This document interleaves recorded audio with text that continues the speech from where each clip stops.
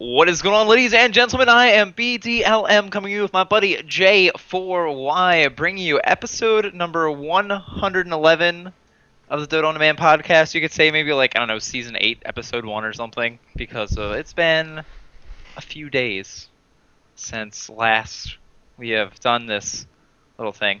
But first things first, how you doing, buddy? Well, doing just fine, thank you very much. Yeah, it has been a little while here. You'll notice a couple differences, those that'll be watching the YouTubes or the live feed. I have misplaced my beautiful microphone, the one I spent all that money on, so I'm going to have to find that if we do future episodes, if I say. And then also my webcam, if you can't tell, is missing, so there's a beautiful recent picture of me with my bleeding blue shirt on. But yeah, doing well. How about yourself? Good. We also sold off our graphics to the highest bidder. Yeah, that's right. part of part of the everything must go Dota on demand sale. But you know what? All that stuff It was considered, auctioned for cancer charity, though, probably. probably. So, Yeah. Yeah, potato bracket cancer. It's to try to get people out of the potato bracket. So yeah, as you said, it's been a little bit of time. So what have you been up to, buddy? How's life? I mean, I know. Well, you bought a house amongst other things. Congratulations to you. thank you. I started collecting stamps. I'm up to about 2,000 of the forever stamps. I'm pretty sure that that's how stamp collecting works. That's going to be a future currency, right? That we get to Probably. just use. I mean, you're thinking ahead here. Gold losing its value by the minute. I mean, those are forever. They're only going to go BDLM. up. They I are was going surprised. nowhere. You will be able to mail something in the year 4000 with those things, probably. I mean, that's just because we're going to have that type of mail in the year 4000. Yes. So that. Well, you asked how I was doing, and then you like answered the question. But yeah, that is what recently has been happening. I did purchase a house with my wife. It's good to own land, as they say. I've already run into a couple of unfortunate circumstances being a homeowner, learning that I have to fix things myself, which is not as fun as just having an apartment and letting someone else do it for you. But you gotta grow up sometime, I guess. So, It's nice to just be able to complain. oh, I still get to complain, but then it's to like myself, And then you have to. and there's no point in complaining to the wife, right? Because that's just gonna get turned around anyways. And be like, well, why don't you do something about it? Well, that's a good point, but I don't want to.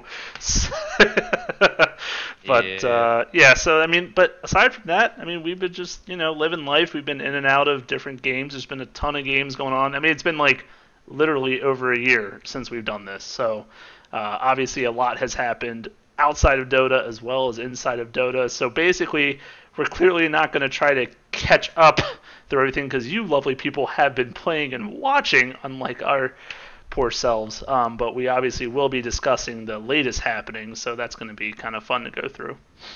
Yes. So you'll have to forgive us in advance. We go like, oh yeah, what's that item? The one that you put on your feet to go faster. It's a cord, 'Cause- right? Yes, some sort of cord. Gust cord, I believe.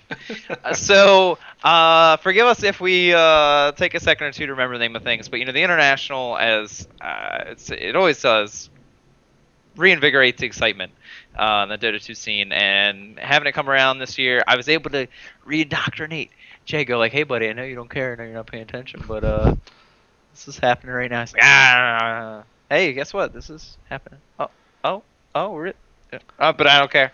And eventually it was, hey Jay, this is going on. It's like, we're going to Seattle next year. Like, all right, buddy, hold on. But yeah, we're gonna get to talk about the international, and there's obviously some changes that happened before that, patch-wise. So we're gonna just briefly talk about that first.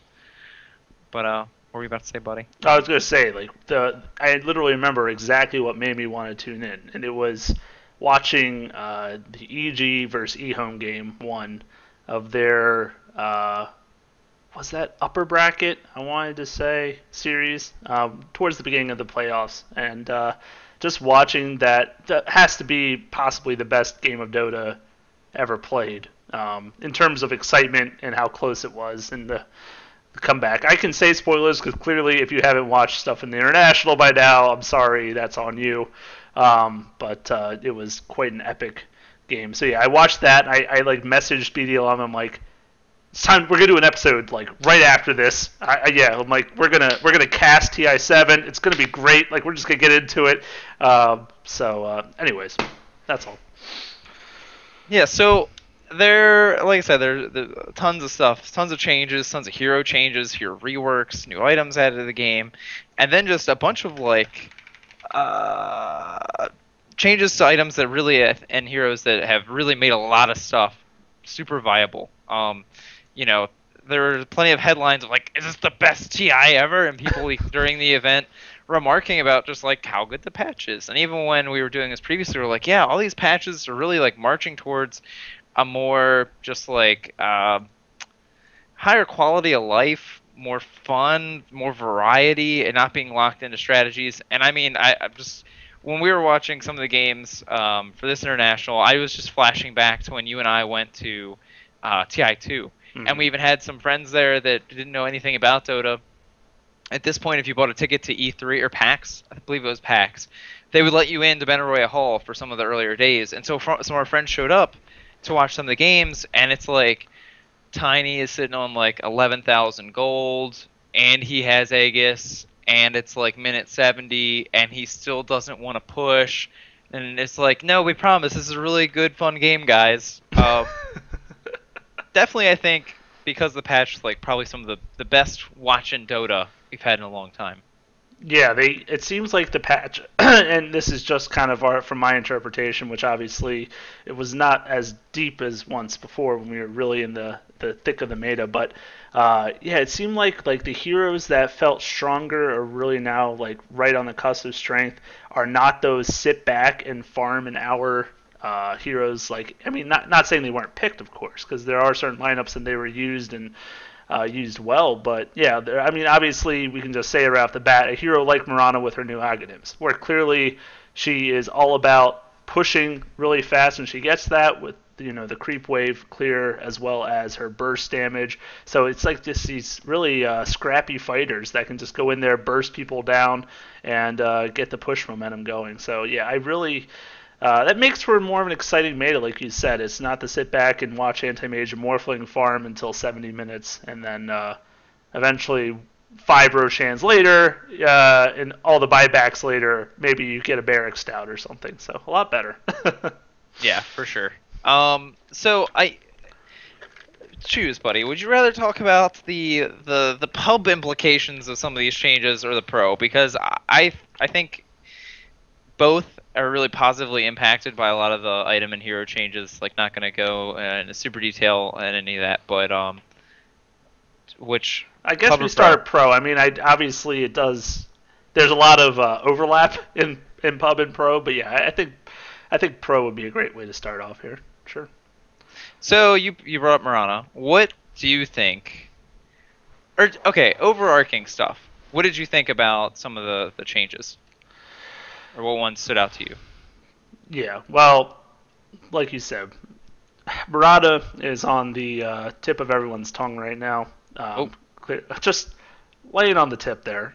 Essentially, God, thanks for making me a little distracted here. Now I'm thinking about her on the tip. Anyways, let's move on from there. But the Aghanim's upgrade, which is being heavily discussed as something that needs to be nerfed immediately, and there will be that balance patch, of course, soon after this international, where they're going to address things that they've been thinking about since they put all these into place. But allowing her to get that extra, AoE nuke, the Starfall. Where's the Star Call? Starfall. Starfall. Great. Hey, I still got it. Allowing her to have that very frequently. Starstorm. Oh God, we're terrible. Well, you know what? They asked for us to come back. I don't know why, BLM, frankly. I mean, it's not because we're knowledgeable anymore, right? It's just because of these sexy voices, I guess. Probably. But no, essentially, giving her that ability has made her a dominable force, but it's just a lot of complaints, like I said. A lot of people that say it's way too strong right now. Clearly, it's the reason that she was, if not the most picked, one of the most picked for the whole tournament. And I mean, I can understand it. It gives that burst. You saw the build change dramatically from back when we used to play. It was all about the going that auto attack kind of build. and now it's about this like shotgun build. It's almost like the Morphling shotgun, but replace Morphling with Mirana, who has more nukes at her disposal, and it leads to some pretty exciting plays, like you said before. You know, they blink in the double Star Storm, the E Blade, and God knows if she can afford the Dagon down the road. I mean, that just makes it that much more exciting. But it's just it's a treat. But it definitely it did not leave the tournament for like a single match. Yeah, I am in the camp of I felt like it was a little strong. It is interesting. Like I think, like the shotgun was definitely something. There were a couple games where you still saw like the Maelstrom. There was some variety in the builds a little bit after the Ags, but like it's such a huge swing to suddenly have just another cast of your Starstorm. With the Blink Dagger, just being able to jump directly on top of somebody to ensure that you're going to get 4 stars to hit them. And yeah, like pre-Aghanims, you're just like, oh, you're doing your thing, you know, you're landing your arrow maybe. And then post, you're able to farm so much faster, you're able to pump out so much team fight damage. Like, it's such a huge swing in what she's able to do. And I wouldn't mind if maybe it was like, you now get, I don't know, let's say like 4 extra stars to fall, or if there was a cap to the second number of stars, maybe it was completely random so that you can't jump directly on top of somebody and get that free one to guaranteed give you the double on a particular hero. Something like that, but at the same time, like the mid game strength, like towards the end, like yeah, okay, with the shotgun, it's still doing a lot of damage. I don't know, it's just a very wonky kind of power balance item, in my opinion. But the one thing aside from Mirana that stood out to me was the presence of illusions. Having Shadow Demon be, I believe, one of the most successful heroes at the International. 70.83% win rate on the main stage. A little high. Manta, Octarine illusions from either Alchemist or Naga or Terrorblade, you know, just sort of running up to the base, and it's just that slow siege. It's like, well, they're guaranteed going to get the tower. They'll get the range tracks, which isn't a super huge deal. Eventually, they'd have to break for the melee, but, you know, those kind of things were like, yeah, this is kind of unfortunate. There were some Legion pickups. There were a couple, maybe to help out with the illusions a little bit, but I'm really curious, and I'd like to get your opinion on just the prevalence of like the illusions because of like the multiple item interactions on top of the Shadow Demon. Yeah, I mean it was it wasn't okay, so let me back up. I remember seeing, I can't remember what patch it was, but I believe it was definitely a patch when we were still doing the podcast, and it had to do with nerfing illusion damage on buildings specifically because it was a huge problem back even in that patch. They noticed that, you know, it's basically free chip damage you get to put on when you go up on the high ground on tier 3s. And you have to, of course, you know, try to eliminate these illusions that are so tanky. When you get to the 40-minute marker plus, you know, you have to take these guys out that have either a ton of health, or they have radiance, or they have all this wave clear, and they do a ton of damage. I mean, it's really frustrating, but it's kind of interesting at the same time that a hero like Shadow Demon kind of almost provides this counterplay to those heroes, like Naga Siren, for example.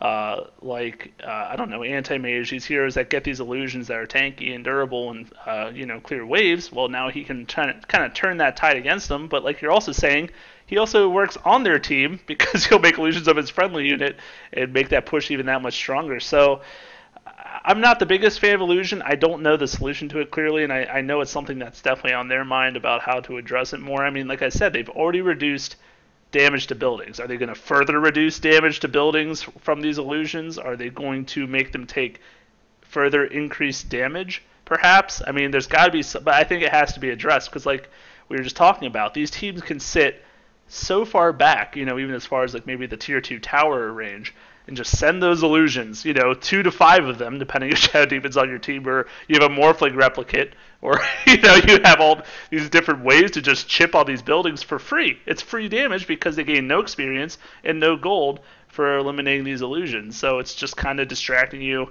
and making you have to sit in your base and defend. So it kind of has to bring out these supports that maybe have to deal with it better. Bloodlust. I mean, Ogre Magi. We can just mention him really quick. Used quite a bit in this tournament, and he can bloodlust those illusions too. He's like going super well with these people that just chip at these towers. So. Yeah, I think it's an issue, and I think it definitely has to be addressed. But I mean, do you have any kind of idea how it should be touched? I have no idea. Unless maybe you did like health reduction, or maybe just by um, the way that a lot of I think balance gets done in Dota as far as buffing something that is seemingly unrelated, like creating maybe changing abilities to have them do damage to illusion or bonus damage to illusion. Maybe adding that to some already existing abilities. Or we are in the somewhat near future going to have 2 new heroes come to Dota 2. So perhaps changing some of their kit as they come in to help them deal with it would be interesting, perhaps, or just maybe reducing the health on illusions. I think there are definitely some opportunities you can find across the board to help deal with that. But I actually, as we start bringing up some of these heroes, I found on Dota Buff there's a nice little article for TI6 Heroes of the Tournament. It has the biggest winners, the high contest and high win rate. Elder Titan, Drow Ranger, and Shadow Demon. Already mentioned the Shadow Demon having that 70% win rate. What do you think? I think especially of the Elder Titan. I didn't mind Drow so much because I think you can deal with her by herself. You can say maybe something about the aura. But what do you think about Elder Titan? Elder Titan was actually an interesting solution. I remember around when he came out, there was that period where he was just literally picked all the time, and teams loved to run him in different compositions. I feel like back in the day, though, it might have been a lot of just pure offlane Elder Titans. You're definitely seeing him now as this roaming support Elder Titan, just primarily, and he just does such a good job. I think part of that has to do with the fact that there's more of these like durable heroes getting picked in this meta, that obviously his aura that he gives off is helping reduce those defenses, so you can kind of eat through all that armor and all that health you have to get through on some of these tanky heroes. So the aura, obviously, kind of a nice combination with other heroes that you're stacking up.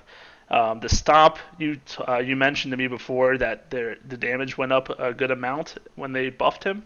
So obviously, I've actually seen now. I remember like that was like never maxed out back in the day. It was like 1 point for the value for the sleep, and then you went for your aura and your ghost walk or whatever it is. And now they're like a lot of them are just focusing points in that stomp because it just hits like a truck, and you get to get that nice burst damage with heroes like Mirana, like Ogre Magi, like other heroes that you can kind of stack it up and just burst heroes down. So yeah, I'm a fan of him. Not playing him personally, but I'm a fan of seeing him. I think his stun is really exciting to watch, and then obviously that Earth Splitter, that ultimate is just like, let's tear the world in half and like bring everyone in this huge colossal line. It's such a powerful ult if you put it in the right hands. I remember seeing this one play. I wish I could remember who did it, but essentially they trapped the hero in. The Elder Titan did it all himself. He had his one illusion stomping on one side and his ult going down a ramp on the other side. So the hero had nowhere to go. He would either get ulted or stomped. And it was just like this perfect like balance that the support player did. So I was really impressed by that. So yeah, I'm a big fan of him. And Drow, I just want to say I'm all about that. I'm with you. I mean, it makes perfect sense why she's getting picked up, with heroes like Mirana and other. I mean, they're using a lot of ranged heroes in this meta as well. So not only does she provide that nice support for pushing and the new. Well, I say new Aghanim's. I don't know what patch that came for you and I. It's very new. When you told me about what her Aghanim's did, I'm like, are you freaking kidding me? I'm like, so she's just a better Medusa, right? That's what she's a better Medusa. Okay. Clearly she's different than Medusa, but when I was hearing it, I'm like, that is so freaking cool. Like in this like split arrow. I mean, now she's got like this amazing ability to clear creeps and just do ridiculous AoE damage in a fight. So, big fan to see her there as well. Yeah, I feel like the Elder Titan should be dialed back a bit. And you go back and you look at the change logs of just those the typical ice frog, like just sort of stepping somebody up a little bit by a little bit until you're like, oh crap, this hero. So you just see like, over the last 5 or 6 patches, you have well, with 687, you have the damage on the level 4 stomp increased at 50. Oh wow. Yeah, yeah. And then even at level 2, you wind up having a 20 damage increase. So, becoming more powerful as you level it up significantly.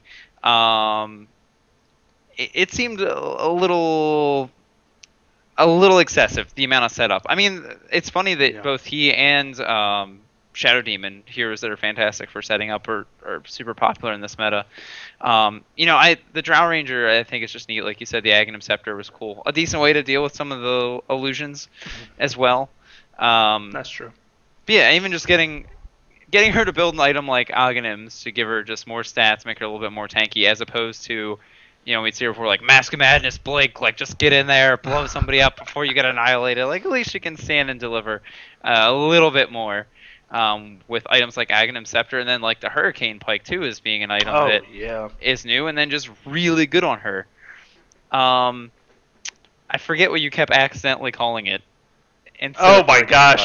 For the It was life awful. of me, if you didn't say it right there, I'd still be struggling to think what I wanted to call it. I've called it a spear at one time. I've called it like maybe tropical storm Sandy. I don't know what I mentioned it as, but it's all over the place for me. And Hurricane Pike, now, and this is where give us a little slack here, people. That's the upgraded version, right? What is That is the combination of Dragonlance and Force Staff. Dragonlance? That's the one I can't remember. Okay, so Dragonlance, Hurricane Pike. I mean, at least we have like a dragon theme going on with the two. Like, can we like make them relatable a little more to me? I don't know. Maybe that's where my confusion. I'm justified, right? So No, not at all. no, not at all. Well, that's fine. But it actually, Powerhouse from the chat was saying that he thought that Drow's like the better Quap. Okay, that's not an easy comparison to make because clearly one, it blinks around and does way different things than the other. But I kind of wanted to bring that up, his comment, because there were, and this is a little bit of a tangent, but hey, that's why you guys love us. So one of the other cool things about the International and with this build and with all the hero balance is that there were only literally 5 heroes not picked. And we'll go into a little bit about that, but I just wanted to say in that comparison that the reason that these weren't is because the current heroes in their meta, in their strength, like Mirana, just outshined and outclassed these 5 heroes, so they kind of didn't have a purpose for any of these lineups. And when I say that, so Leshrac and Lina, Mirana is just now kind of a better burster than both of those heroes. Now, Leshrac, granted, got nerfed recently, I believe. Right? You were, I think you were telling me this. I mean, define recently. Recently is in the past year and 2 months. Or Yeah. Recently for Dota on Demand perspective. But clearly, if you're going to go with Nuker, well, Mirana's just taking the cake on that. So you don't need Lina. You don't really need Leshrac, that kind of thing. So it kind of like seemed like those 5 just had someone else doing their role a little bit better. I remember seeing that Omni Knight come in for a game or two just to give a nice repel, a nice heal. So it was just so refreshing at this International just to see all these picks being so viable. I mean, yeah, you're always going to have your top 5, top 10 picks and bans of any tournament because that's just what it is. A team, and I remember some casters saying, well, it's not like these heroes were ever bad. It's just that one team started using them, and then everyone else started piggybacking and using it themselves, and it just became this big round and round of teams copying other strats, and then that's how you get to these top bans and picks. Yeah, and I mean that another caster even literally saying like Dota's just a copycat game anyway. Like they see something like, oh, that's a really cool idea, let's mess with that. That worked really well, and then just you sort of establish those picks. But another thing I think is really cool about this meta, like complaining about illusions or like, oh, Mirana's super strong or what have you. We've said it before. And then Winter happened to say it on the panel as well. Like, the meta falls apart for like the finals. Like when it comes down to like the very end, that stuff sort of goes out the window, and then it winds up being just like your comfort picks. Maybe something out of your back pocket, stuff like that, and you're sort of like ignoring like a lot of obviously some of the really strong heroes you're still going to wind up dealing with in your bans and your picks. But largely just sort of making their own little microcosm within that best of five to make your own little meta. Just that team versus team. It's no longer about the overarching thing. But what's funny about the unpicked heroes? The fact that you didn't see Lashrak or Lina in a meta that has setup heroes being super popular, like that kind of makes me sad, and I was almost expecting to see those. Jakiro, I was like, I'm surprised we didn't see maybe even a little bit more earlier. Jakiro, well, we did get to see that nice game. Thanks, DC, for pulling that out. But and I did actually misrepresent Powerhouse because I thought he was comparing Drow to Quap. It was Mirana to Quap, which makes much more sense. I'm so sorry, Powerhouse. I'm like, what is he talking about? I mean, no, but okay, whatever you want, Napskin. It's totally fine. But I mean, this is what I was saying. I mean, I get what you're saying with Lashrak and Lina because they had that wind up with both of their stuns, and they really benefit from having like that Elder Titan sleep or having Shadow Demon Disruption was what I was thinking of. Disruption's obviously a perfect one, which is something I think we talked about one day where we're like, all these Mirana and Shadow Demon picks, but they're never together. It's always been Mirana now, so it's like that used to be a meta where it was just safe lane Mirana with Shadow Demon or off lane, and they would just literally go Disruption, Arrow, you're dead. And that was like the first 10, 15 minutes of the game. You'd like never see it now. It's like Shadow Demon's just like, well, I'm just gonna make illusions, and that's my main job right now. So just deal with it. But I don't know. So I have one more thing that is sticking out to me about the pro scene meta that I was actually made me super super sad. So there was at one point a hero that was banned but not picked, and so that we were counting it like whatever. Yeah. But Necrophos winds up getting picked later, and then just gets like it was hard to watch, if I'm being honest, because it was like I wanted it to work. I wanted it to be this like really cool niche pick. But as it turns out, Necrophos gets countered pretty hard by a sub 2,000 gold item in the Glimmer Cape. The Necrophos ultimate being magical damage, the Glimmer Cape being super cheap, and a build up for support heroes traditionally. Kind of unfortunate. What I will say, and what gives me hope, and I certainly think after seeing him in the international, some attention will be brought to him, like some of the other heroes that have been changed in some of the recent expansion, or not expansions, but patches, pretty dramatically to sort of give them new life. I really hope. I almost want to see like a from the ground up change to Necrophos, just a complete rework, to sort of give him a niche, sort of like what you would expect him to have with his ultimate, but actually make him maybe a little bit more functional. Well, he clearly was really prevalent in the metas where buyback was incredibly relevant. I mean, okay, it's always relevant in any game, but I mean, I think I'm talking about the games that go so late that obviously Necrophos is just this unstoppable force when he's built up tanky.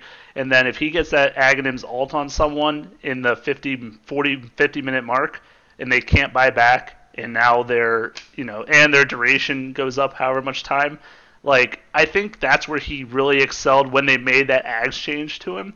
So but otherwise, like we said, this is kind of like this big bursty meta right now, and kind of this scrappy fighting, that he's more of this like, I'm going to push you with my 5-man team, and it's going to be so hard to stop this death ball.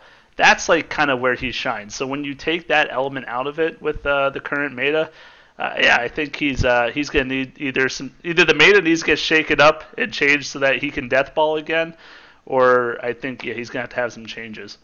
I think like one of the things that I guess we'll sort of maybe move it towards talking about it as far as like the pub scene.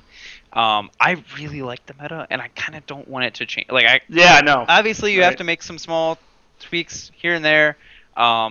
But it feels really good. And, talking about, like, the pub scene, I was thinking when I'm looking through all the changes, some of the items that get added, like some of the smaller ones, like the wind lace, for instance, the cost reduction in boots, and town portal scrolls.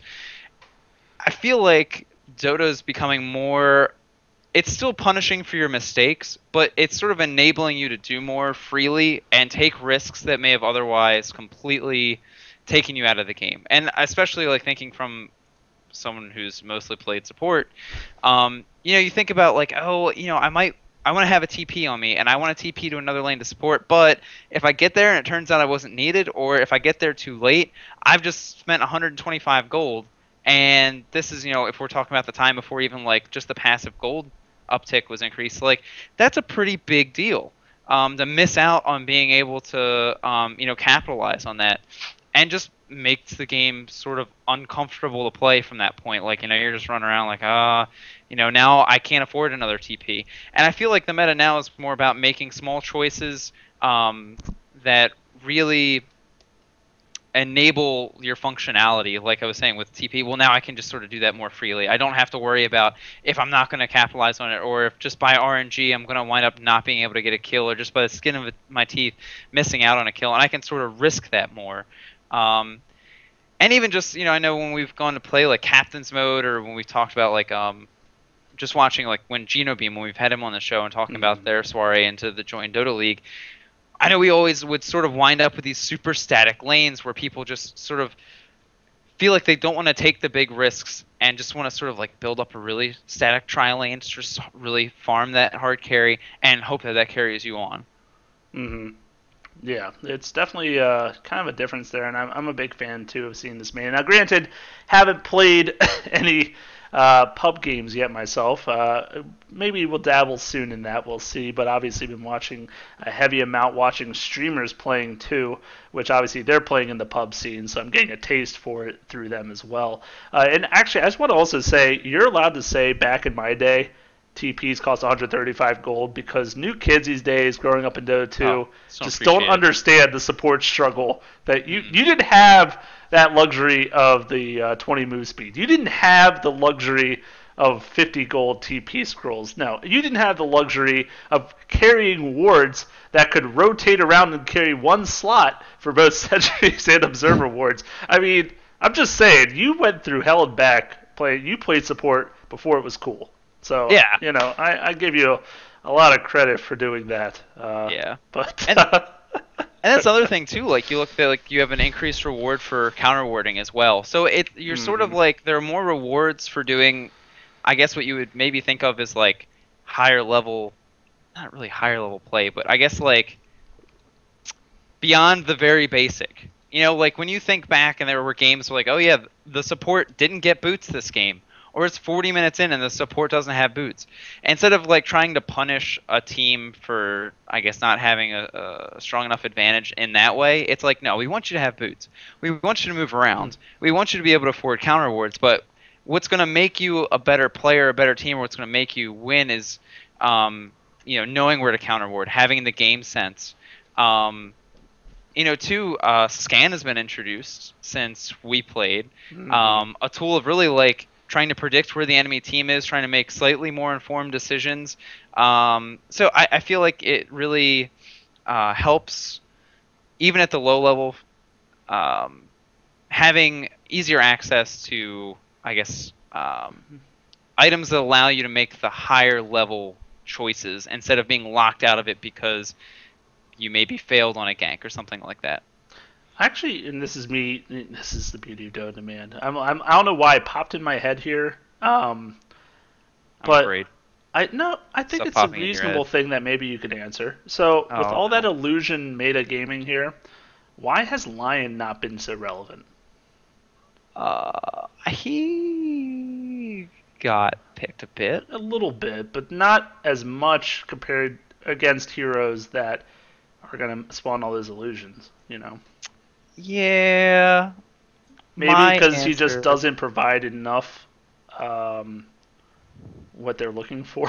I don't know. Well, I would assume largely because you're not maxing mana drain early, and at first you're like, okay, it's a 16-second cooldown, so I can deal with one. And then I guess once you get to level 4, it's on a 4-second cooldown, so you can pop one real quick here. But yeah, I mean, maybe that's something too, is like, obviously the meta is probably going to shift with a patch to come out after the international. But, as teams maybe go and look back, they go like, maybe this was a missed opportunity. Maybe we could have done something with this. But like it was cool too if you're dealing with like illusions pushing into the base and what have you. Like a keeper or a hero like Keeper of the Light winds up popping up. That you're like, oh, I miss that guy. I haven't seen Oh him yeah. forever. Um, so I definitely think there were some heroes that were picked up to try to deal with that. But We saw then Legion Commander get used too. Similar thing with right. that extra damage. Now, here's the solution. All right, Aghanim's Okay. for Lion instead of the Finger of Death change. Mana Drain now does 5 heroes within range and mana drains them. That's totally Just pops all the illusions at great once. idea or something. Wasn't that a great idea? I don't think so. And 0-second cooldown.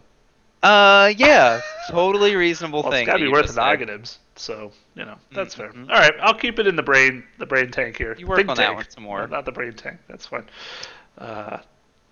Not much of a brain in there right now. So okay, you said you haven't played a pub game. Let's say, what is your? Do you have a crazy harebrained scheme?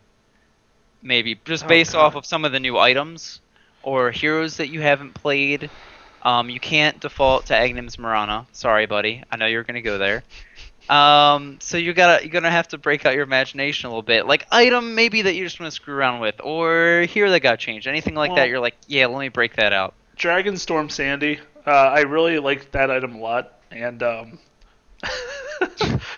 it is Storm Pike. I'm aware, but Hurricane. now Pike. I told you it's gonna be all night like this. So Hurricane Pike. Hey, that's fine. Hurricane Pike.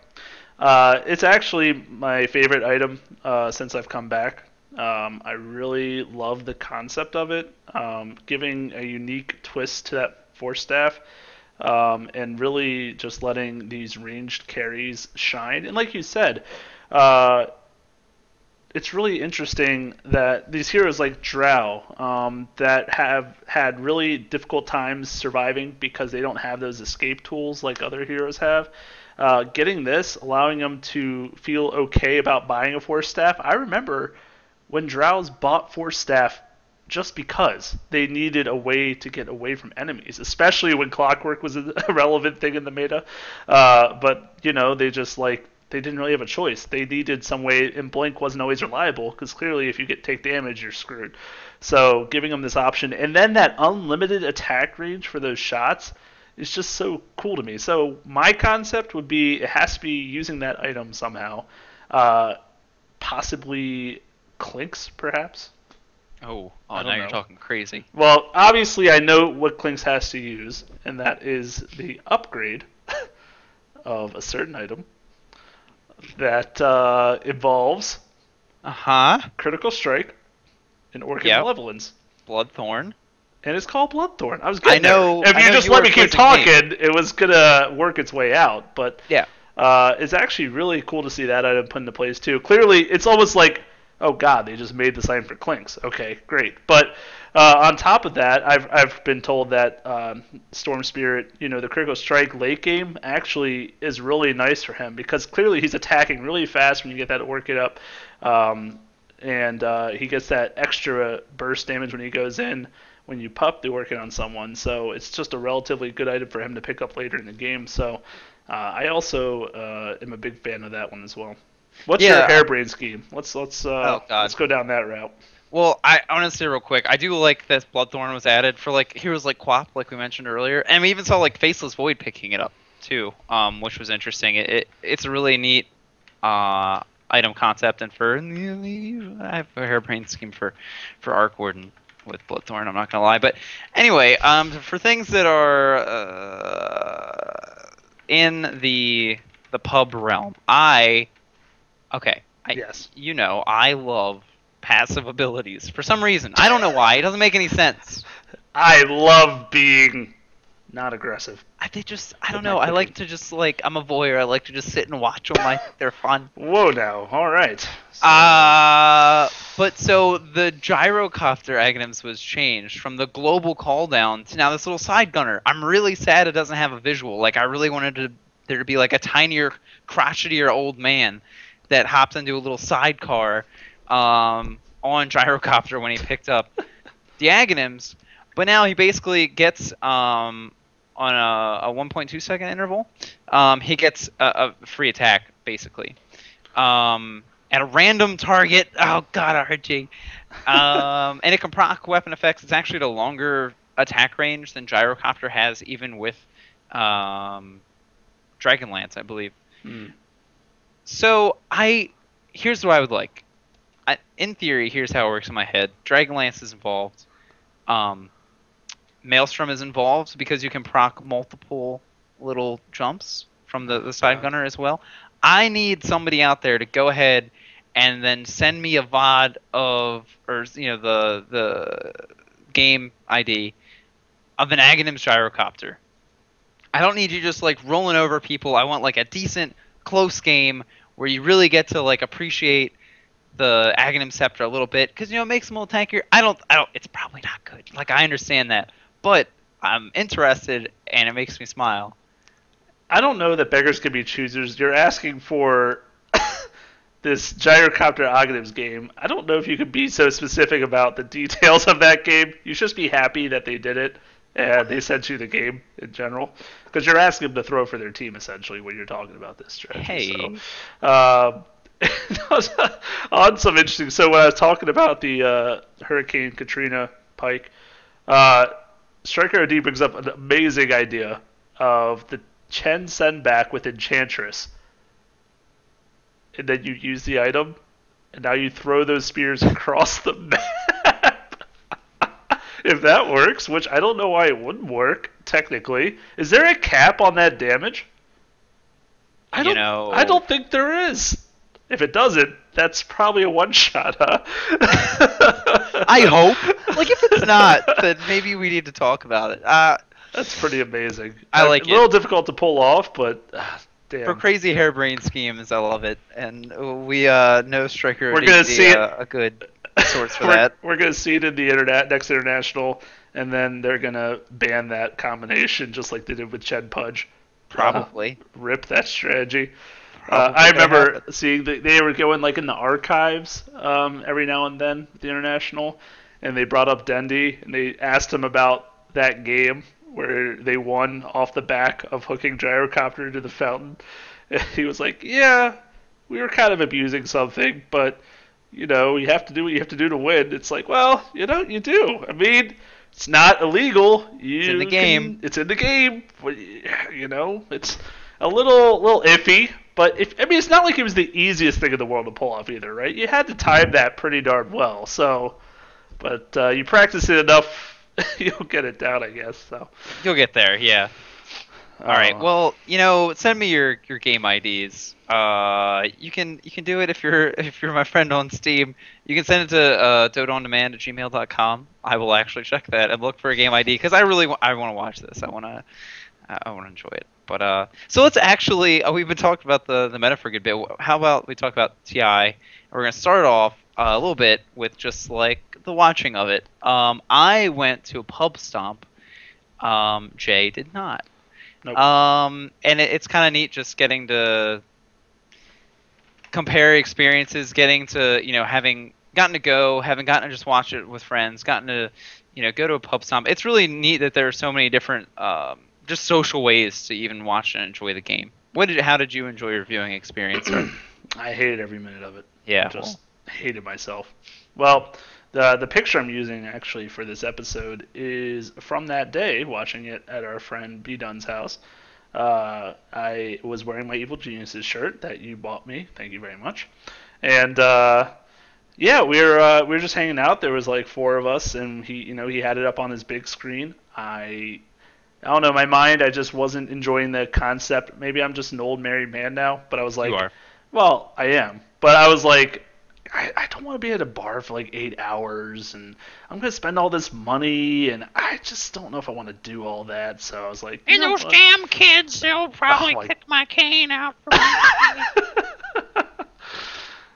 It's a serious condition I have. No, I was kidding. No cane. But yeah, so instead we just I ate a deep dish pizza for lunch, and not a whole one. Well, I did, but it was a personal pan deep dish pizza. So it sounds really bad if I just say a whole pizza, but it was like a personal size. It's fine. Anyways, irrelevant. Had that, bought some beers, and yeah, we just hung out on the couch, watched on the big screen, and we had a good time too. slowed down after a few hours. You're like, okay, it's been a lot of Dota watching today in one in one day.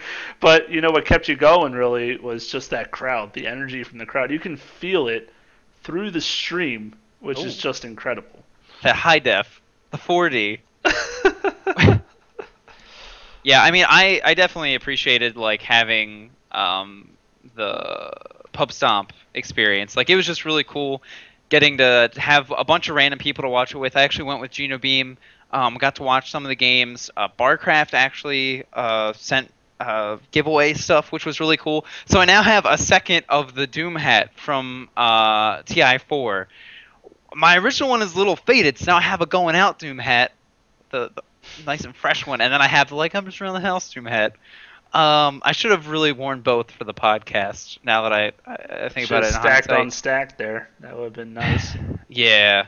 But it was really cool. And what was funny is like towards the end, I'm like, I was expecting that a podcast episode might happen. So I started probing people, and I was just like, this one dude I was talking with, I was like, hey man, what do you think is like something that they should fix in the patch, like just after the international? He goes, they really need to fix how Invoker's EMP drains all your mana. I'm like, this is hilarious. That like well, this is not even relevant at all to what's going on. But just like bringing all these people together that just have like completely different ideas on the game and are just like worried about these completely different things. And it was just like just really neat just getting to talk to people just like randomly off the cuff, like outside of your normal sphere of like who you play Dota with or who you normally talk with about it. Like, I only have you to talk with about it. That's terrible. It's awful. You've seen how I've responded today. I'm calling things after like storms in the United States, so it's a downhill progress here for sure. Yeah, no, it's that is a really cool concept, and it's the main reason why TI2 just be this one of my favorite memories. Just feeling that crowd, and that was back in a small fraction of what that stadium can fit. Compared to what we went to see it in Benaroya Hall. I can't remember how many thousands are in the current stadium they do it in, but it's quite a few fans that fit in there. So, like I said, you just felt that energy. You saw. I mean, yeah, not every single seat was filled, but pretty much most of them were, and the excitement there. Everyone, even after like certain picks. Oh, and this is where we're going to talk into how the international was and the production value. So they went backstage. There were these really cool holograms right in front of each booth. So they had to keep one-upping their game every year because I guess you're getting paid over $100 million revenue from this event. So you're like, well, maybe let's put a little production into it and not hire 2GD and call it a day, right? So they rip Harabre. But so yeah, they had these really awesome holograms out front for the heroes that were picked on each team. And then they went backstage with the guy who was in charge of that. And he's like, yeah, it's my job to like animate these guys in front of them and like get the crowd hopefully to like see what I'm doing and interact. And Ogre Magi, did you see his animation? He made him start. No, well maybe. Oh. But he was. I don't know who you were watching, but that was the woman in the front row. But he would start. I'm literally doing it, even though no one can see me. But he raised his hands above his head. He would just start clapping, and then the whole place just started clapping with him as he was clapping. And it was just like so cool. And then like Winter Wyvern, he'd make him like animate and fly like a circle around the whole like middle podium there. Mm-hmm. Like it was just phenomenal. Yeah, I was waiting for the Michael Jackson Tupac duet concert while we're just like using all of our holograms and illusions. Let's do it. That would be amazing. Yeah, it was neat that they added that. The other thing that they added that I really appreciated was actually, it's funny that you mentioned 2GG because I was like, this is literally 2GG's idea, except like, oops. On like a TI scale, like done professionally, with the Purge TV and his ability to go back and have his sort of Weatherman Purge thing going on at the panel, which I actually really liked. And I thought that was actually really cool. And he did, like, I remember specifically that when he's talking about Slardar, I thought that was amazing. And it kind of reminded me of, when we've gone back and looked at seemingly small things like super close because you really don't appreciate it. But it's those kind of things that really, I think, make you a better Dota player and really when you start to notice these things and pay attention to him, he's like, oh, Slardar has 6 armor from level 1. He can cast Crush 3 times. And you really start to appreciate the hero where you go like, oh, Slardar support, that's crazy. But then when you start to think about it, you're like, yeah, Slardar support, that, like, that made perfect sense for right then. And it really isn't that crazy of an idea when you think about it. It does when you're like, oh, this doesn't get done all the time. But it's one of those things like, yeah, you go back and you take a look at it and you just look stat-wise at this hero, you go like, yeah, that makes perfect sense. And I think Purge, unfortunately, has kind of like a monotone to him, kind of like sedate, just like the bass in his voice. I think that's a really great avenue to take advantage of all the knowledge and the analytical skill that he has in a new way and in a way that's rewarding to players to really, have the little dry erase board there and really get to talk about some of the interesting things in the game. Because even, if you're just like watching your own games the second time or just watching a pro game for the second time, you really do get to appreciate some of the smaller things that you may have missed off the bat that really do, I think, give you a lot of insight into the game that you didn't get before. Yeah, absolutely. I loved his breakdowns. Like you said, he did the weather one time, and he also analyzed one of the panels that was sitting outside and the clothes they were wearing. So he did a great job with those too. But no, on a serious note, I do like. Thanks for laughing. That was really funny. On a serious note, though, I agree completely. It was just like really the best way to utilize someone's knowledge and talent. In the previous times he's been an interviewer, he's a decent interviewer, but like you said, he doesn't have like that persona that like that's going to like pizzazz. Sure, that word works too. But he obviously is insanely smart and competent and knowledgeable about the game. He's the one that's designed all these "Welcome to Dota, you suck" tutorials and like guides and like helping plenty of new players and experienced players as well, giving all those nice facts. I've always loved him as the color commentator, or is that the right one? No, that's the wrong one, isn't he? What's it called? I think it's the one that gives all the analytical information. What?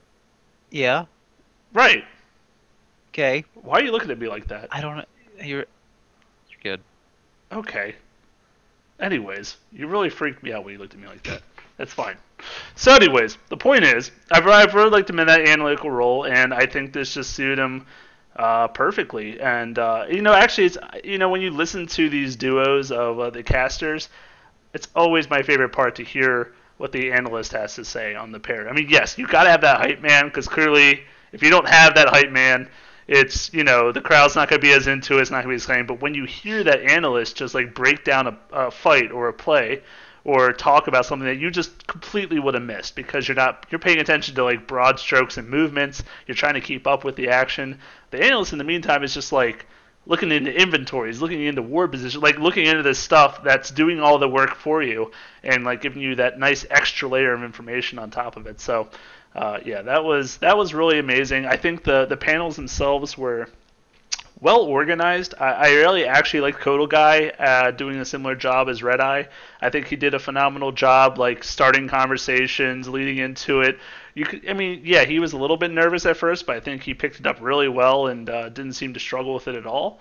I did want to ask you what your thoughts were on all the pairings of, or if you at least had a favorite, and then maybe Naz's favorite. I think we all know who we're going to say is Naz's favorite. Listen. Don't make me do it. No. It's fine. This zero hatred. Remember, Mott was a guy that we started with. Literally, we casted with him in an amateur tournament put on by the Reddit, Dota 2 Reddit. And just a phenomenal guy, really fun. Clearly, it has worked his butt off to get where he is. Because like I said, he started in the ruts with us. He really started from nothing. And he's worked all his way to casting with LD. I remember when you casted with LD for a tournament, it was like a dream come true. You were so excited to do it. And, Ma was up there on the main stage getting to do it. But unfortunately, I think my issue with that duo is that they both, in my opinion, are kind of hype guys. And when they have to kind of split that, like, who's doing the fights and then who's trying to analyze things. It didn't really mesh too well, and I think it wasn't any problem with either person. I just would have liked to see a better balance on that duo, you know? I agree. Great. Yeah, no, Mott has definitely put in like a lot of time, and last year he did like the qualifier group stage casting, but nothing I think in the main event. So it was cool to see that he's like progressed, but I think you could definitely tell like nerves got to him a bit. And I actually, you know, it's funny from having, you know, like you said, when we were casting like the Reddit League, and then I when I got to cast with LD, like it's something you don't appreciate unless you do it. That like it's hard to like just keep talking about stuff, and then also like I kind of noticed like that Malt would slip into like the I'm literally just saying things that are happening right now. But like the one thing that I really appreciate about LD casting is he does a really good job of like this is the overarching thing. This is what this team is probably going to try to accomplish. This is what's likely going to happen. I think they really need to accomplish this. This is what's going right. This is what's going wrong. But you know, I think like you could tell sometimes just like Malt's voice, he was just like nervous and like being up there, I'd be losing my mind personally. But I actually, so I have a problem with Toby casting a lot because sometimes he will say things happen and then they don't. We'd be like, oh, dives the tower. Oh wait, nope, he didn't actually do that at all. I figured he would, so I said it was going to happen and it just didn't. How many black holes do you see in games that didn't have Enigma? No, but you know what? I didn't notice it at all in the main stage, and it kind of like made me miss Toby because you know he is I think everybody's first love for you know getting introduced to Dota 2 and watching it before the caster scene got larger, but. Yeah, so he stopped doing that, and that was cool. I did really appreciate that. But, you know, Mont and LD, they did have some good moments I really did appreciate, where it was like, because like you said, they both kind of like try to do like the hype casting, where like Mont would say something, and then LD would say something, and then Mont would say something, and then nothing would happen. And it was, and like that was actually like really cool that they were able to sort of get that ebb and flow going. But like I think probably more often than not they did like clash a bit. But you know who my favorite duo actually ended up being? OD Pixel and Draskell? No. That was a good guess. I really like Draskell a lot, and I don't mind OD Pistol. Or Pixel. OD Pistol. But it actually ended up being Kappa and Blitz. Blitz, I love Blitz's take on the game. It probably has a lot to do with that. He has that huge pro background, obviously. He used to play at a really high level, and now he's transitioned into the analytical side. But I just think he gives great insight. He's also entertaining. And then Capitalist, he's like one of my new heartthrobs with casting. I think he did a phenomenal job entertaining me. He was like a more knowledgeable Toby. That's kind of how I want to put it. Like he was really like exciting. He didn't have the accent, but you know, he still like really captured the fights very well, very quickly. You know, and that's the hardest part of those hype guys is that they have to just you know yell out all this information that's happening in the span of 8 seconds, and it's such a difficult task to do. But I think you know they were actually the ones that were casting that EG versus eHome game 1, and I just like was blown away just as they were when it panned back to them after the game. It's like they like sweated half their body weight over, and they're like, oh god, like can you just believe what happened? Like it was just like they were standing like they couldn't believe what the hell just happened. Like I just really I really love the two of them together, and I think they actually work together outside of this international, so hopefully I'll get to see a lot more of them in the future too. Yeah, I have to say that was another thing that made me appreciate Toby was I don't remember what game it was, but there was like a fight that went on for like 45 seconds, and the man I think breathed. And I was like, you know what, that's where you go appreciate, you know, for Toby for one of his strengths and his experience. But I need to say one more thing. No. I think I know why you gave me a look. I think I know you gave me a look. Okay. It was a phrase I used for the analytical person. I said they were a color commentator. Yes. That is... I Googled it, and I've heard this term before. A color commentator is a North American term for a sports commentator who assists the main commentator, often by filling in any time when play is not in progress. It literally was used properly, and you threw me off. So I had never heard it before. Well, now you know where I got the term from. So, but we are all shocked that you used the term correctly. Maybe that's where the shock came from. You're like, wait a second, did he just use a term right? That was the proper word for the term. I don't understand. Anyways, you're allowed to move on. I just wanted to say that I'm just proud of myself. That's all I gotta say. Good job, buddy. So we had two Yes. other things I think were pretty cool for just the production value. One was the 10v10, which actually introduced Underlord. I do want to we got so much stuff still to talk about. Oh my god! I do want to mention that doing this was for like awesome as always. an hour and a half. Slacks was cool. Yes. Now, see, I have a thing against Slacks, and me and Brett remembered, Geno Beam remembered. So Geno Beam actually got him up into not the VIP suite, but we had a suite directly next to the VIP suite, which was awesome because people got confused and thought it was a VIP suite. So some people dropped by and hung out with us, which was cool. But Geno Beam literally had to convince the staff to allow Slacks to go up into the sort of the ring that goes around, like the second tier that is cut off to general admission people. And so we were supposed to go get dinner with him, and he never got back to us, and it was really sad. Oh. But he did a really good job. It was cool to see him as like a fundamental part because he was literally going around in a suit TI4 and like with a cameraman, like the effort that he put in, and then again, like Geno Beam was like, "Hey, I can try to sneak up." And it's like, "Yeah, man, that would be awesome and cool." And he went around and doing interviews with a bunch of people. It was really cool, and I'm glad that he. Was sort of brought into being a major part of it. But the things that I thought production-wise to wrap up with were the 10v10 with Underlord, and then the thing that I actually super hated before I realized what was happening, which was the karate dance-off that happened that wound up being a teaser introduction to Sun Wukong. So I think we have to talk about Underlord first because, he's your bae. And you finally, in less than a week, Jay, get to play him. Yeah, I have a lot of mixed feelings right now. A lot of high highs and a lot of low lows right now. I have to say, it's been all over the place. All at once. Just all at once. It's been quite a roller coaster. If you have been a long time viewer of the show, or listener even, either way, you would know, as he said, that I have been clamoring for this hero for quite some time. And every single time a new hero was released, that was not Underlord, I would have my little rant, my little session, because I'm like, these heroes that they literally didn't even have conceptualized yet. Weren't even like a little Dota sperm going towards the egg. Oh. Well, that's how babies were born. But spoiler alert. But they're able to somehow put these all through and push them in. But little old Pit Lord here, just left on the sidelines, wondering when's his turn to come. And yet here we are. We've made it. TI6. We how many years? That's been 5 now, or 6. Yes, we're gonna go with 6. But the point is that I'm very happy about it. I have to say they showed him in the perfect light because it was a 10v10. We're obviously not going to go too in depth on the abilities because you guys have probably kept up with it some. But the point is he's got an AoE, firestorm, rains fire down in an area.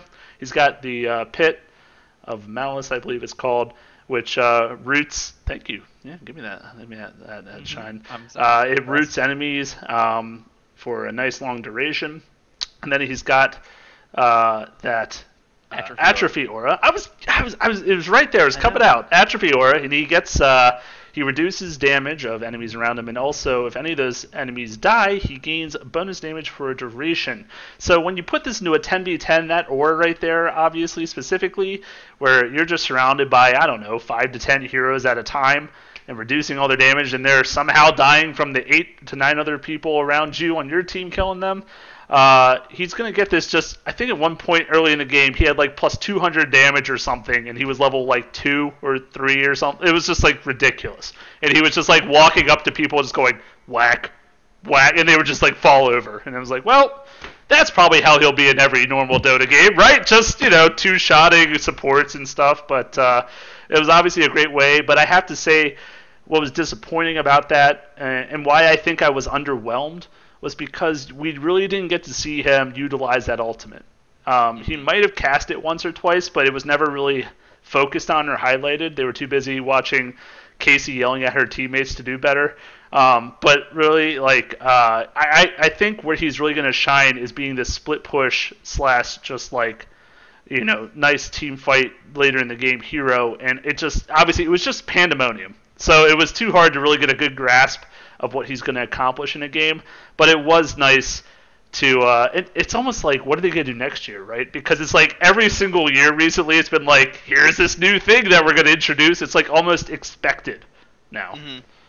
Yeah, well, it's nice. I mean, with Sun Wukong teasing an update to come in the fall, accompanying debatably new content, brand new to Dota 2. If you don't know, Sun Wukong was like a secret boss, kind of.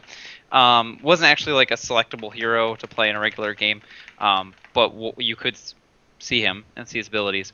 So he's kind of new. So it's cool getting to sort of see this as like a little bit of a teaser, and even at first I was really confused, like I said, by like the drums and then just like the martial arts show thing happening on the stage, like directly after a game. Like they didn't even go like, oh, and now we have this like special event thing. It was like they literally just came out. I'm like, whoa. Did I like turn on the Olympics? Like, is this the opening? did the channel change? Like, what's going on here? But it did wind up being really cool. And then even like in the finals, and you had the people in the drums. I'm like, this is awesome. Like, please keep the drums like for next year. Like, it was just extra drama added on to the game. So I thought that was really cool. So I imagine we will wind up talking about our buddy Underlord at some point in the future. When he comes out, I'm going to be playing him for my 100 game streak, of course. If I could get you to play a 3-game streak, I would be impressed. Oh, I'm going to do versus 10 AI games of Tusk. or no. I'll do 10 games of Tusk, except every 3 games I'm not going to play Tusk. Excuse me. That's not... I'm pretty sure it was like a 25 game Tusk streak that I had to do, and you maybe got to 3. How many times do I have to defend myself on this? That's not until fair. Until you do it successfully. I did successfully do it, and I did. Not even close. You can't count. All right, here we go. No, you brought it up. I have to defend myself again now. My honor is at stake here. Okay. And I was going strong, but that exact timing that you had me do that was the timing where the new MMR system came out for Dota. And we were in our first 10 matches, which means I was getting my rank for the first time. And I had to use Tusk for those 10 matches. I used him for 7 of those 10 matches. Okay? That's a pretty good amount considering that I am not very good at Tusk. And I tried my best to use him. And I actually won more games playing Tusk than I did not playing Tusk. Yep. So you know what? Maybe karma comes around and it's my fault. But I'm just saying I had a decent excuse at the time. And after those 10, I went on the full streak and finished it up. So, whatever. It's, you know what? Whatever, man. Hey, close is close. Sounds cool. Horseshoes and hand grenades. Yes. So I'm Sun Wukong. Obviously, we don't know his abilities. They're going to. We do know his abilities because. Oh, don't tell me you're believing those Chinese leaked forums crap that you saw before. No, they're from their because parts in Dota 1. Okay, if you want to not believe any of that, and it's totally possible that he could come in different, because I actually am curious. And when he comes out, maybe we'll talk about him. Who knows? It's kind of curious because I feel like he could potentially sort of fill a similar, not identical, so he would still be. There'd be situations where he'd be better or worse than a PL, but it feels a little similar to me. So I'm curious to see how he winds up coming into the game. But yeah, we obviously have to wait to see how he actually winds up. They released that this new Journey update will be in the fall, and that's when he's going to come out. So fall being any time until pumpkin spice lattes are stopped being served at Starbucks. So and they keep extending that. So if they're on that timeline, God knows it could be 2017. But let's hope for our sakes we see him at least sometime in October. Maybe would be a hopeful assumption. But more illusions. Just on to cap off what you were trying to say earlier about love and disillusion, Meta. And hey, let's throw more illusion people in the mix and see what happens. He at least doesn't have like a bajillion illusion army or anything. Like he's kind of like more of a brawly, less split pushy seemingly than Phantom Lancer. And here's the thing, nice shout out to Toffee's Dota for joining us in the chat. Appreciate it, man. Big fan. But he's saying, mark my words, will look nothing like PL or any other hero in Dota or another MOBA. So he's thinking they're now. Granted, remember this is their first non-port hero from Dota 1. This is literally them finally going out on a limb, or a branch in this monkey's case. And, I'm right. I'm sharp now. We're good. Creating this new kit that has to be balanced. They obviously have been working on this hero. They may have had a whole new team for literally just making this new hero. God knows what they're doing over in Valve. They make enough money they could afford it. But,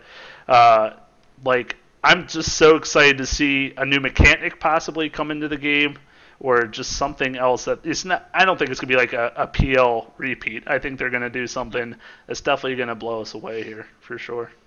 Yeah, definitely looking forward to it. I guess actually getting down to talking about the international, like some of the games and stuff. I would like to say first off, congratulations to Wings. But then also, even though the prize pool is only slightly higher than it was last year, it's actually a pretty significant difference in money for Wings Gaming because the percentages were adjusted. So last year, for instance, EG, they win $6.6 million for their first place because they won 36% of the prize pool. Wings win 44% of the prize pool, which nets them $9.1 million. Not shabby. I mean, a little more. Did you see, though, that Peter Dagger's still #1 in net worth for Dota after this tournament? Nice. I mean, third place ain't bad money, right? Ain't bad. But no, they did get $2 million for that. I mean, if you're gonna, although first place winners back in the day got how much money compared to that? So Navi's like, why did we win so early? Where was this? But makes him maybe work that much harder to get back into it. You know, Dendy, I have to say, still impressed me. He has not lost it. He hasn't been. No, he's not #1 anymore. We'll put it that way. Clearly, other players play more, are putting more time and work into it. But even still, he just pulls out these amazing plays and still shows that he's the true Dondo. You know, like he is the person we still love. Yeah, and I actually like the roster as well, like from the new Navi. Like they did okay. They didn't do great, but they didn't not get invited or didn't, you know, they showed up and they played some games, so that was good. What? Tell me, Jay. Just tell me something about some of the games that were played. Aside from eHome versus EG. Well, that's the only game I can talk about. Clearly. Okay, well, that's the show, ladies and gentlemen. I have to say, now, granted, I unfortunately was not watching until the international. So I did not. I watched maybe a couple games here and there from some of the majors, but not too much in depth. But when I saw this Wings team rising and seeing them play, I was really shocked. 'Cause I'm like, I've never heard of the Wings organization. I haven't heard. Now, maybe they've been around for the past year or two. I haven't been watching, so unfortunately I haven't known. But and some of the player names, I think I recognized maybe one right off the top because, unfortunately, I've also been a little out of the SCA loop since we used to cast back in the day over there. So, you know, watching this team just being so versatile with their picks, sometimes to a fault, because they would try the wonkiest strats. I think they're the ones that tried Techies, if I'm not mistaken.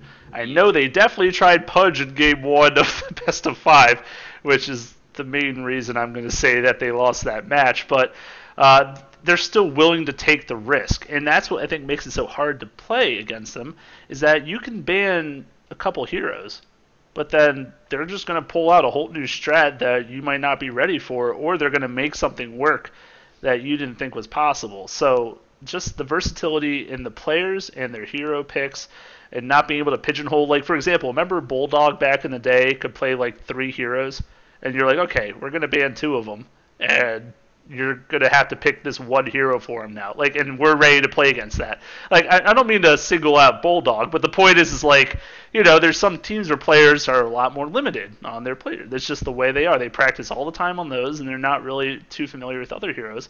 Ice Ice Ice, for example, though, can play a huge horde. He's played like every position. He could play whatever, whenever.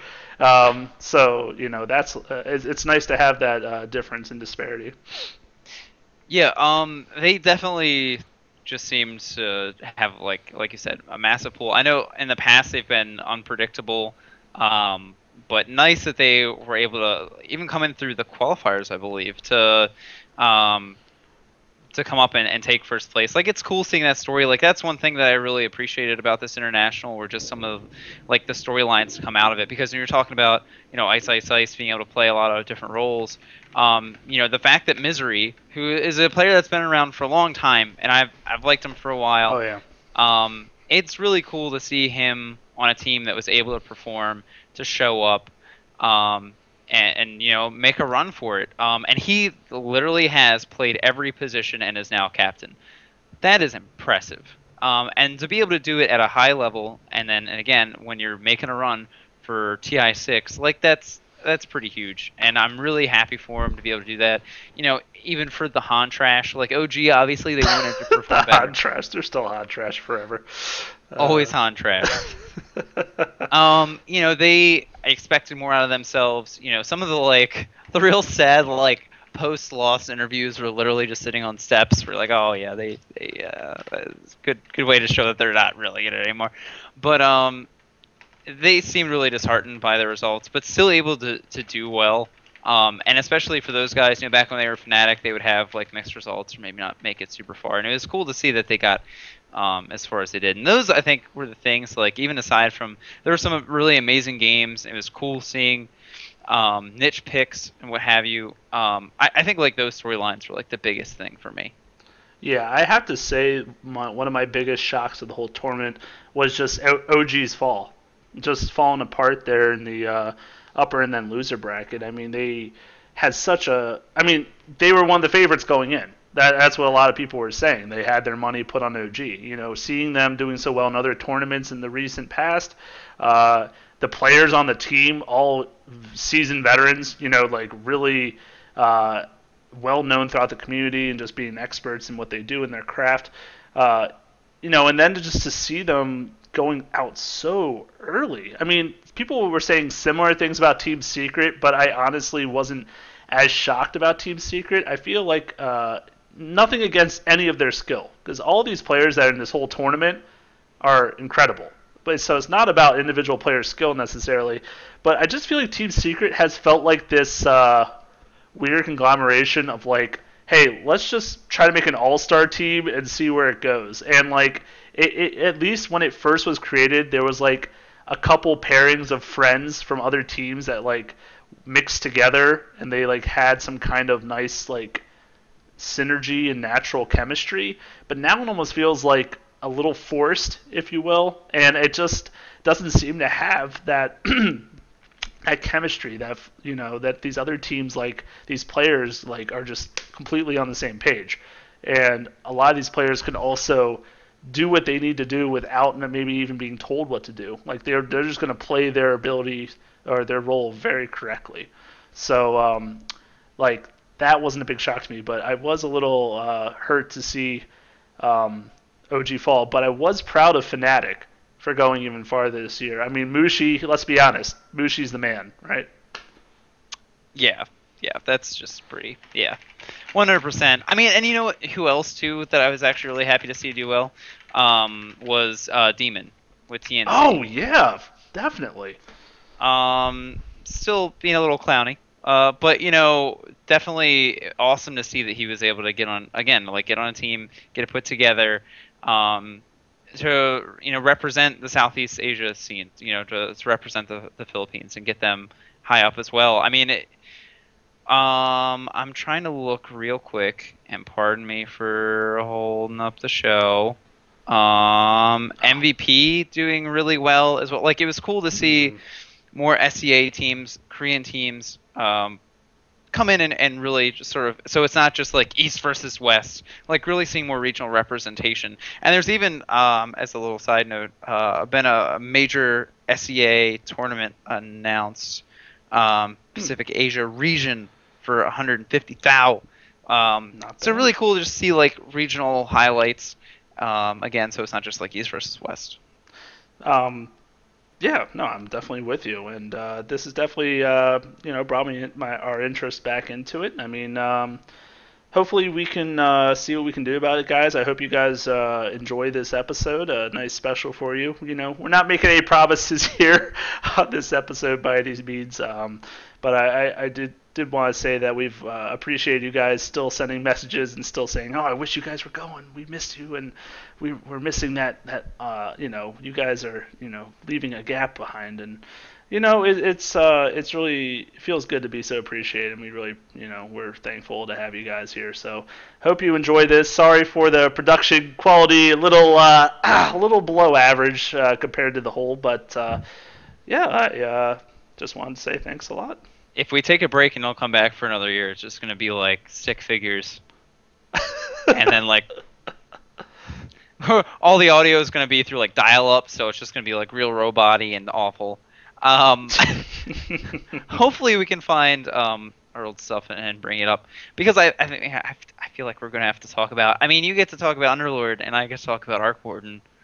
That's Might have to happen. I don't know.